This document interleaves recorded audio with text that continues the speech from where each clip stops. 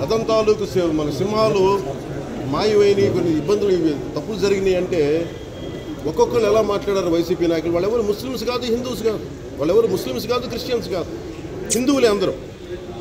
పొద్దున్నేస్తే తాళ్ళు కట్టుకునే వాళ్ళు, బొట్లు పెట్టుకునే వాళ్ళే. కానీ ఒక తప్పు జరిగింది, ఒక అపవిత్రం జరిగింది అంటే పదవులు అనుభవిస్తూ ఉన్నవాళ్ళు, పొద్దున లేస్తే గుళ్ళకి వెళ్ళేవాళ్ళు, వీళ్ళు అపహాస్యం చేస్తూ ఉన్నారు, వీళ్ళు వెటకారం చేస్తూ ఉన్నారు. ఈ ఎంటైర్ ఈ విషయంలో వాళ్ళు మతం పుచ్చుకున్నారా లేదా నాకు అయినా తెలియదు. వైవి సుబ్బారెడ్డి గారు ఉన్నారు, భూమన కరుణాకర్ రెడ్డి గారు ఉన్నారు, వారి కుటుంబ సభ్యులు ఉన్నారు. ఎవరైనా సరే మీరు మతం పుచ్చుకున్నారా లేదా నాకు తెలియదు.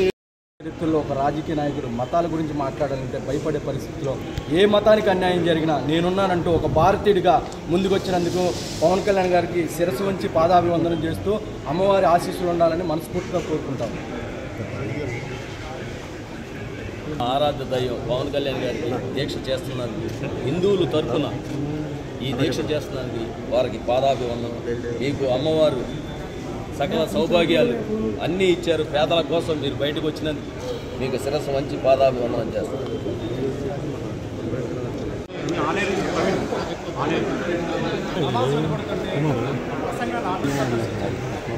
చర్చి ఫాదర్లు కూడా వాడుతున్న సమస్యలు ఆయన చెప్పారు. సర్వమతాలను సమానంగా భావించే శ్రీ పవన్ కళ్యాణ్ గారు ఈ రోజున తిరుమలలో జరిగిన అపచారం అనేది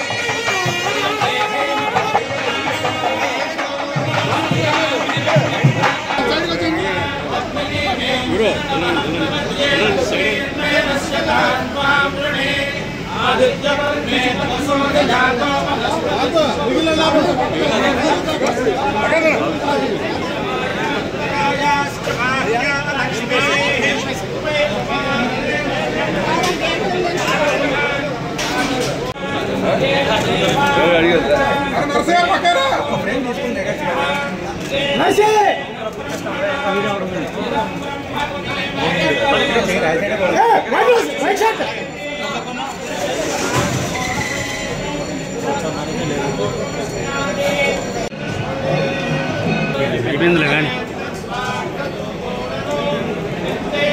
అయిపోయిందా